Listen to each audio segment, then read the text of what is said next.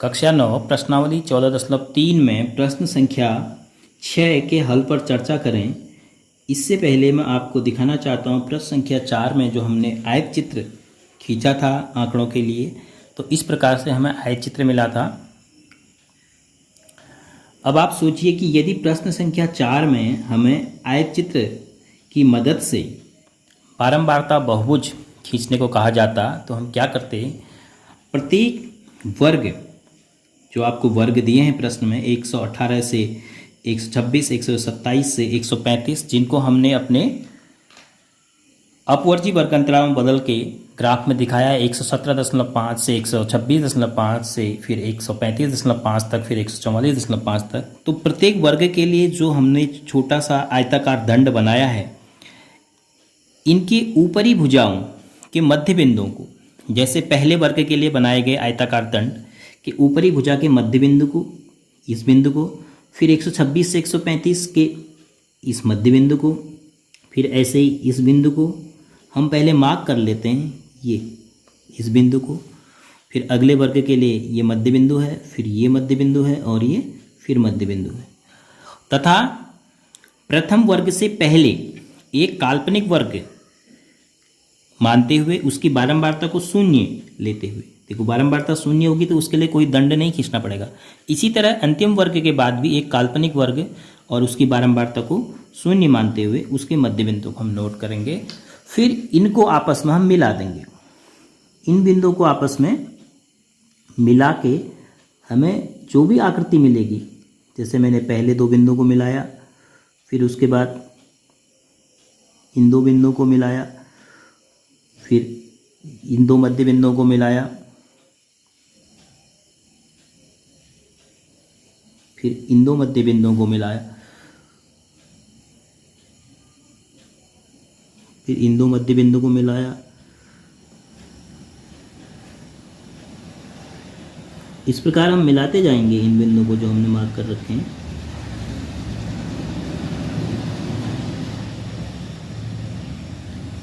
तो ये जो बहुभुज बना है इस बिंदु से लेकर ये आपने ज्वाइन करते हुए फिर और इसके साथ एक्स एक्स को लेते हुए ये जो बंद बहुभुज बना है, इसका नाम हम कहते हैं बारंबारता बहुभुज। तो अब प्रश्न यह उठता है कि बारंबारता बहुभुज को जो हमने अभी आयत चित्र की मदद से खींचा, क्या हम बिना आयत चित्र खींचे भी बना सकते हैं? बिल्कुल। हम क्या कर रहे हैं, हम प्रत्येक वर्ग के मध्य बिंदु के लिए एक बिंदु ले रहे हैं। अब यहाँ पर जब हम आयत चित्र खींच रहे थे तो पूरा ही एक निश्चित चौड़ाई का दंड खींच रहे थे। अब हम केवल उस लाइन की बात करेंगे जो वर्ग के बीच में से जा रही है, अर्थात पहले हम वर्ग का मध्य बिंदु ज्ञात करेंगे, फिर उस लाइन में हम उसकी बारंबारता को दर्शाएंगे तो एक बिंदु के रूप में, फिर अगले वर्ग के मध्य बिंदु के लिए उस वर्ग की बारंबारता को दर्शाएंगे एक बिंदु के रूप में। तो इन बिंदुओं को हम मिला देंगे तो बिना आयत चित्र खींचे भी हम बारंबारता बहुभुज खींच सकते हैं। तो अब प्रत्येक वर्ग के लिए, जैसे हमें 0 से 10 कोई वर्ग दिया है, 10 से कोई 20 वर्ग दिया है, तो हमें इसका मध्य बिंदु निकालना पड़ेगा पहले। 0 से 10 का मध्य बिंदु हो गया 0-10/2 बराबर 5। इसे हम वर्ग चिन्ह भी कहते हैं इस 5 को। तो हम फिर वहाँ पर वर्ग के लिए जो हमने दंड निश्चित कर रखा है, माना ये 0 है, ये 10 है, तो इसके बीच में 5 वाली रेखा पर हम उस वर्ग की बारंबारता को दर्शाएंगे। प्रश्न संख्या 6 अब पढ़ दें। नीचे की दो सारणियों में प्राप्त किए गए अंकों के अनुसार दो सेक्शनों के विद्यार्थियों का बंटन दिया गया है।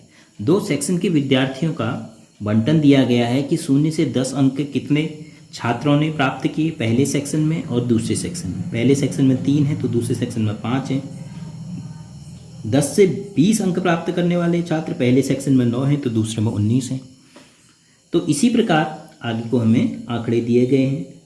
तो दो बारंबारता बहुभुजों की सहायता से एक ही आलेख पर दोनों सेक्शनों के विद्यार्थियों के प्राप्तांक निरूपित कीजिए।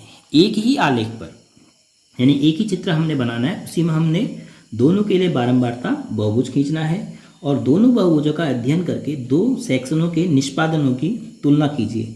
निष्पादन का मतलब होता है प्राप्ति, अचीवमेंट। उन्होंने क्या परिणाम प्राप्त किया, उन दोनों की हमें तुलना करनी है कि किसका परिणाम ज़्यादा अच्छा है, यानी किस सेक्शन की उपलब्धि अच्छी है। तो आइए सबसे पहले वर्ग अंतराल यहाँ पर आसान है, 0 से 10, 10 से 20, 20 से 30, 30 से 40 और 40 से 50। तो हम आयत चित्र के लिए जिस प्रकार प्रक्रिया फॉलो कर रहे थे कि हम आयत चित्र के लिए क्या कर रहे थे, उसी प्रकार हम यहाँ पर भी करेंगे। सबसे पहले हम एक्स एक्स में यानी ये तिरछे रूप में एक रेखा का निर्माण करते हैं। ये हमने एक रेखा खींच ली, इसका नाम एक्स एक्स कह दे रहे हैं और इस पर हम अंक दिखाएंगे। इस पर हम छात्रों के क्या दिखा रहे हैं, अंक। तो 0 से 10, 10 से 20। अब चूंकि 0 से 10 ही शुरू है तो अब यहाँ पर बहुत अच्छा है कि हमें अपने एक्स एक्स में एक निकुंज खींचने की आवश्यकता नहीं है। जब हम इसको 0 मानेंगे तो ये 10 हो गया, फिर ये 20, ये 30, ये 40 और ये 50। और अगर आप इसको और बड़ा करना चाहते हैं तो 0 इसको मान लीजिए, इसको 10, इसको 20, इसको 30, इसको 40 और इसको 50, तो फिर और ज़्यादा क्लियर हो जाएगा। इस प्रकार अगर हम स्केल को बढ़ा लेते हैं तो इसे 0, इसे 10, इसे 20, 30, 40 और 50, तो और स्पष्ट हमारा रेखा चित्र आएगा। अगर हमें आयत चित्र बनाना होता तो फिर हमारी चौड़ाई ज़्यादा हो जाती, फिर हमें इतना कलर करना पड़ता, तो उस वक्त हम थोड़ी सी चौड़ाई कम कर लेते हैं। अब चूंकि हमें बिना आयत चित्र के बारंबारता बहुभुज बनाना है इस बार, तो हम बिना चित्र के बारंबारता बहुभुज बना रहे हैं, तो हमें कोई भी चौड़ाई का दंड नहीं खींचना है, केवल एक बिंदु के रूप में आंकड़े को प्रदर्शित करना है। तो अब पहले वर्ग के लिए कौन सा दंड होगा, ये देखिए 0 से 10 ये दंड होगा, तो हम इसके मध्य बिंदु की बात करते हैं। तो 0 से 10 के लिए वर्ग चिन्ह अगर हम लगाते हैं, इसको रकम आप समझिए, 0 से 10 का अगर हम वर्ग चिन्ह निकालेंगे मध्य बिंदु, तो 0 में 10 जोड़ के आधा करेंगे तो क्या आएगा, 5। इसी प्रकार 10 से 20 का हम वर्ग चिन्ह निकालेंगे तो 10 धन 20 बटे 2, तो 10 20 30 15, तो 10 के अंतर पर आपको वर्ग चिन्ह मिलेंगे हर वर्ग के लिए। तो अब प्रत्येक वर्ग की बारंबारता, पहले हम सेक्शन ए की बात करें। अब वाई एक्स पर आंकड़ों की मात्रा अर्थात बारंबारता को हम प्रदर्शित करेंगे। तो वाई एक्स पर हम एक ऊर्ध्वाधर रेखा खींच लेते हैं, ये वाई एक्स हो गया, और इस पर हम निश्चित करते हैं कि हमारे आंकड़ों की अधिकतम मात्रा क्या है प्रश्न में, वह है 19। तो 19 है, तो अब हम कैसे इस पे 19 खाने हैं कि नहीं पहले काउंट करें। अगर हम यहाँ से 1 2 3 4 19 सेंटीमीटर हमें मिल जाता है तो हम हर एक को 1 कह देंगे। 1 2 3 4 5 6 7 8 9 10 11 12 13 14 15 16 17 18 ही मिल पा रहे हैं मैक्सिमम।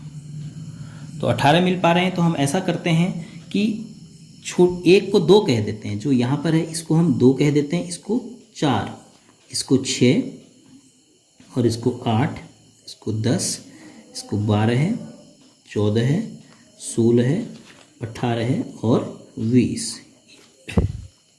अब हमने 9 दिखाना है, तो 10 और 8 के बीच में आपको एक लाइन दिख रही है, ये 9 को प्रदर्शित करेगी। तो इसी प्रकार हम हर अंक को दिखा पाएंगे, हर बारंबारता को दिखा पाएंगे। बात करते हैं पहले वर्ग की, 0 से 10, सेक्शन ए के लिए 3। पहले हम सेक्शन ए के लिए कर रहे हैं, तो ये आपका वर्ग चिन्ह के लिए लाइन है, तो 3 का मतलब ये पहला बिंदु ये आ गया। फिर उसके बाद 10 से 20, 10 से 20 वर्ग चिन्ह वाली लाइन ये हो गई बीच वाली। तो 10 से 20 के लिए 9 है, तो हम 10 से 20 वाली इस लाइन पे 9 जाएंगे, तो ये। फिर इसी प्रकार 20 से 30 के लिए 17 है, तो 20 से 30 के लिए वर्ग चिन्ह वाली लाइन ये है, तो ये पहुंच गए हम 16 और 18 के बीच में 17 है। फिर उसके बाद अगले वर्ग के लिए 12 है, तो अगला वर्ग 30 से 40, इसके वर्ग चिन्ह की लाइन ये है, तो 12 है, तो ये पॉइंट तो हमें सीधे मिल जा रहा है 12। फिर उसके बाद अंतिम वर्ग के लिए है 9, तो 40 से 50 की वर्ग चिन्ह की लाइन ये है, तो इसके लिए 9, तो ये पॉइंट 8 और 10 के बीच। अब हम इनको बारी बारी से मिला देंगे।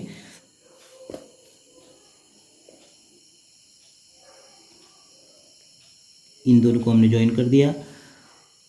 फिर अगला पॉइंट ये है, इसको ज्वाइन किया, क्रम से हम ज्वाइन करते रहेंगे एक के बाद एक। फिर उसके बाद ये ज्वाइन किया, फिर उसके बाद इन दो बिंदु को हमने मिलाया आपस में। और आप इनको दिखा भी सकते हैं कि ये क्या है। ये है आपका इसका बिंदु, इसके लिए आप 5 और ये है 3।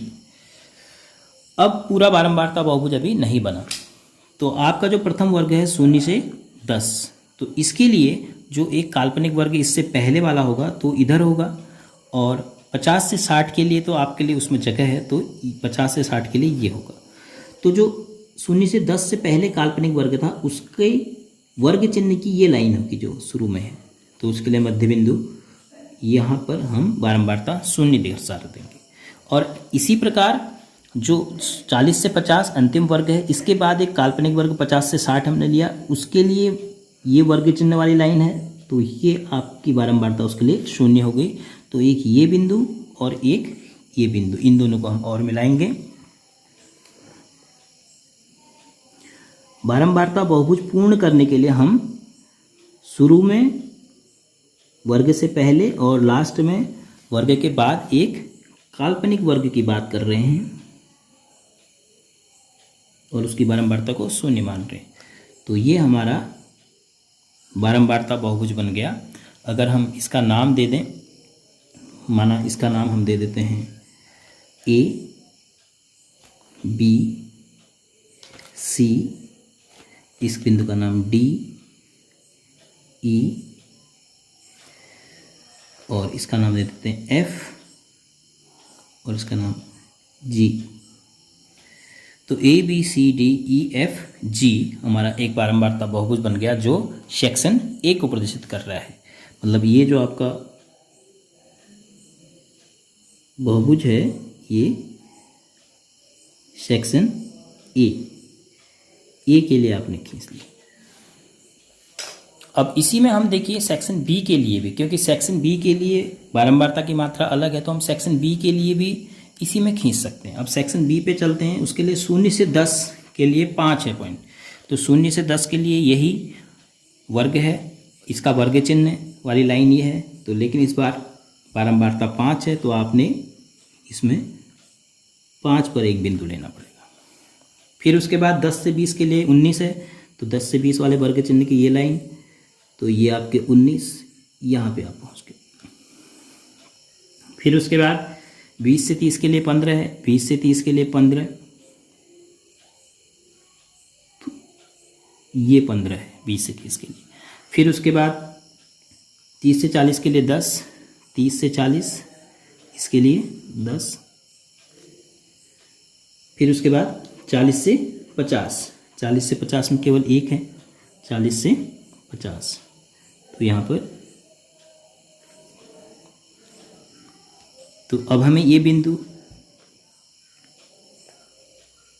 माना हम इन बिंदु का नाम बदल देते हैं, इसका नाम रख देते हैं P, Q, R, इस बिंदु का नाम S और इसका नाम T। अब हम इनको मिलाते हैं क्रम से।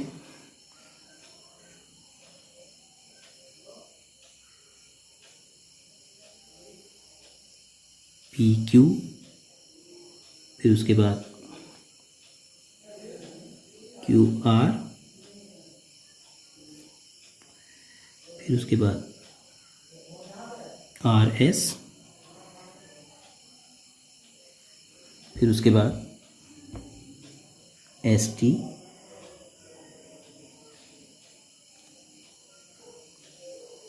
अब इसमें भी अंतिम वर्ग और प्रारंभिक वर्ग वही है। तो इससे पहले काल्पनिक वर्ग के लिए बारंबारता 0, इस बिंदु को इससे मिलाएंगे, ऐसे ही टी बिंदु को एफ से मिला देंगे, तो बारंबारता बहुभुज पूर्ण हो जाएगा।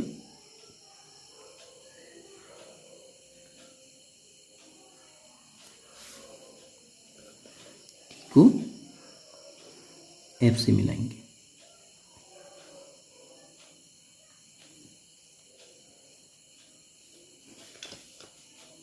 तो P Q R S T F G, यह बारंबारता बहुभुज जो बना, यह किसके लिए है? सेक्शन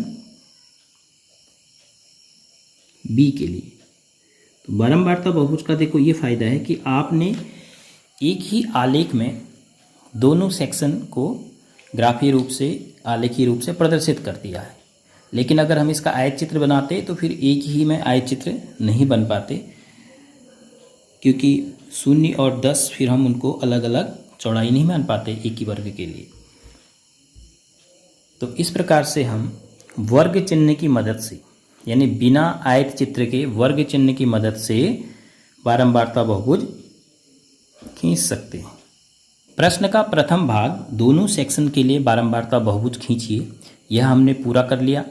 अब दूसरे भाग में यह कहा गया है कि इन दोनों बारंबारता बहुभुजों का अध्ययन करके दोनों सेक्शनों के निष्पादनों की, यानी दोनों का अचीवमेंट, किसका परफॉर्मेंस अच्छा है, किस सेक्शन ने अच्छा काम किया। तो देखो 0 से 10 अंक लाने वाले सेक्शन ए में बच्चे कम हैं, लेकिन सेक्शन बी में बच्चे ज़्यादा हैं। अब आप इसको समझिए, 10 से 20 अंक लाने वाले सेक्शन बी में 19 बच्चे हैं, लेकिन सेक्शन ए में कम छात्र हैं। अब जैसे ही अंक बढ़ रहे हैं, 20 से 30 अंक लाने वाले विद्यार्थी छात्र सेक्शन ए में ज़्यादा हैं देखो, और सेक्शन बी का ग्राफ डाउन आ गया है। उसके बाद 30 से 40 की बात करें तब भी सेक्शन ए ऊपर है और सेक्शन बी नीचे आ गया है। फिर 40 से 50 की बात करें तो सेक्शन बी काफ़ी नीचे हो गया, जबकि सेक्शन ए ऊपर है।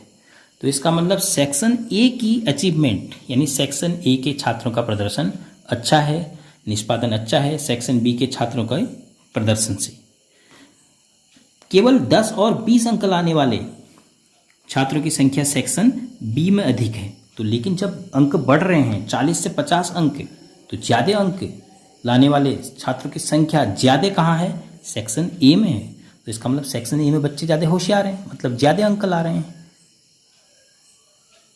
तो अतः हम ये कहेंगे दोनों बारंबारता बहुभुजों की तुलना करने पर कि सेक्शन ए के छात्रों का प्रदर्शन सेक्शन बी के छात्रों के प्रदर्शन से बेहतर है।